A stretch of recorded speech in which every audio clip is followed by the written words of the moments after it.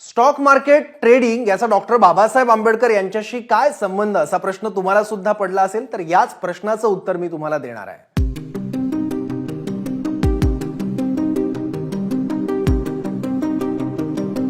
आजही आपल्या अवतीभोवती अशी बरीच मंडळी आहे की माहितीचा अभाव म्हणा किंवा सजगता नसल्यामुळे गुंतवणुकीसाठी शेअर मार्केटचा पर्याय ते निवडत नाही.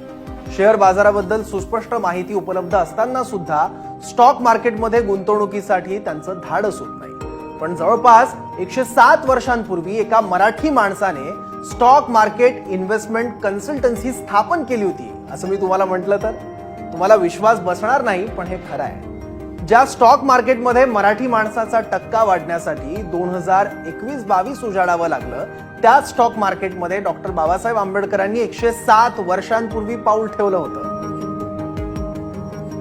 डॉक्टर बाबासाहेब आंबेडकरांच्या व्यक्तिमत्वाचे अनेक पैलू आहेत. एकाच आयुष्यात त्यांनी फार वेगवेगळ्या भूमिका बजावल्या, ज्या भूमिका आज सुद्धा सगळ्यांसाठी आदर्श मानल्या जातात. ते एक उत्तम वक्ते होते, राजनेता होते, पत्रकार, संपादक, लेखक, संशोधक, समाज सुधारक सुद्धा होते. पण आज त्यांच्या आयुष्यातल्या आणखी एका पैलूबद्दल आपण बोलतोय, तो म्हणजे बाबासाहेब आणि स्टॉक मार्केट.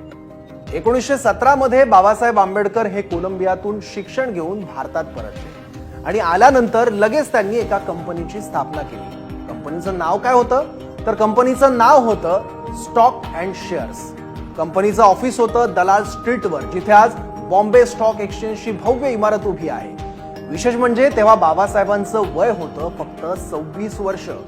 इतक्या लहान वयात देशात इतकी सामाजिक प्रतिकूलता आणि आर्थिक विचारांबाबत सजगता नसताना सुद्धा त्यांनी काळाच्या किती पुढचा विचार केला हे आपल्याला यावरून कळतं. आजच्या काळात स्टार्टअप वगैरे परवलीचे शब्द झाले आहेत, पण 100 वर्षांपूर्वी 107 वर्षांपूर्वी बाबासाहेबांनी एक कंपनी स्थापन केली आणि तीही शेअर मार्केट कन्सल्टिंग बद्दलची.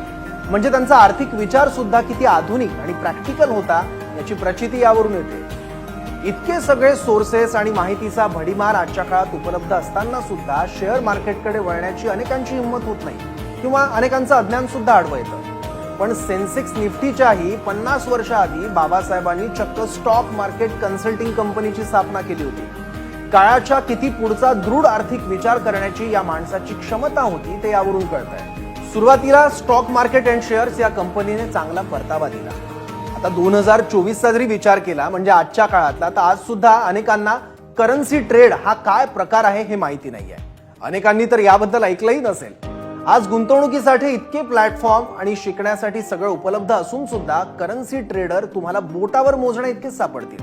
पण स्टॉक मार्केट सोबतच बाबासाहेबांनी करन्सी ट्रेडिंग सुद्धा केलेलं आहे आणि तेही इथून 100 वर्षापूर्वी. एकदा बाबासाहेबांना गुंतवणुकीसाठी पैसे हवे होते, पण ते त्यांच्याकडे नसल्यामुळे त्यांनी त्यांचे पारसी मित्र नवल भाटेना यांच्याकडे 2000 रुपये मागितले.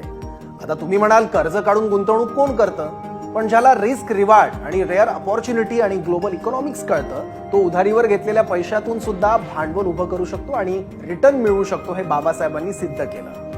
मुद्दा असा की येत्या काळात जर्मन चलनाचा भाव वाढेल याचा अंदाज बाबासाहेबांना आला होता आणि त्यासाठीच मित्राकडून घेतलेले पैसे त्यांनी करन्सीमध्ये गुंतवले आणि काही दिवसातच खूप चांगलं प्रॉफिट त्यांनी कमवलं आणि उधारीचे आपले पैसे सुद्धा परत केले. इतकंच नाही तर शाहूजी महाराजांकडून त्यांनी 200 पाऊंड घेतले होते, पण यावेळेस रुपयाच्या तुलनेत पाऊंडचा भाव पडल्यामुळे त्यांच्या पदरी काहीशी निराशा आली. एकंदरीत त्यांची जी कंपनी होती त्या कंपनीचं काम जबरदस्त सुरू होतं, पण इथून 100 वर्षाआधी गुंतवणूक करणारे साहजिकच उच्चवर्णीय होते. पण नंतर ही कंपनी चालवणारी व्यक्ती दलित आहे हे समजल्यावर क्लायंट येणंच बंद झालं आणि कालांतरानं जातीय भेदभावामुळे ही कंपनी बंद पडली. सामाजिक आघाड्यांवर लढत असताना आपण कंपनी काढावी किंवा आपला काहीतरी उद्योग असावा हा विचार किती क्रांतिकारी आहे, व्हिजनरी आहे याची प्रचिती यावरून येते. इतकंच नाही तर आणखी एक उदाहरण आहे. बहिष्कृत हितकारिणी सभा बाबासाहेबांनी 1924 मध्ये स्थापन केली आणि त्याचे जे काही उद्दिष्ट लिहिले होते त्यामध्ये असंही त्यांनी लिहिलं होतं की उद्योजक तयार करणं हे सुद्धा आपलं एक उद्दिष्ट आहे. इतकंच नाही तर कृषी आणि औद्योगिक कौशल्यांसाठी प्रशिक्षण देणं हे सुद्धा याच्या उद्दिष्टांमध्ये लिहिलेलं होतं. बाबासाहेबांनी त्यांच्या मित्रांना एकदा एक पत्र लिहिलं होतं आणि त्यात बाबासाहेबांचा मुलगा यशवंत आणि पुतण्या मुकुंद या दोघांना बँकिंग आणि किरकोळ व्यापार शिकवा असं बाबासाहेबांनी म्हटलेलं होतं. त्यामुळे आर्थिक विचारांच्या बाबतीत बाबासाहेबांचे विचार किती स्पष्ट होते ते यावरून कळतं. इतकंच नाही तर बाबासाहेबांनी त्यांचे मित्र वराळे यांना तंबाखूचा व्यवसाय उभा करण्यासाठी 30,000 रुपयांची आर्थिक मदत सुद्धा केली होती.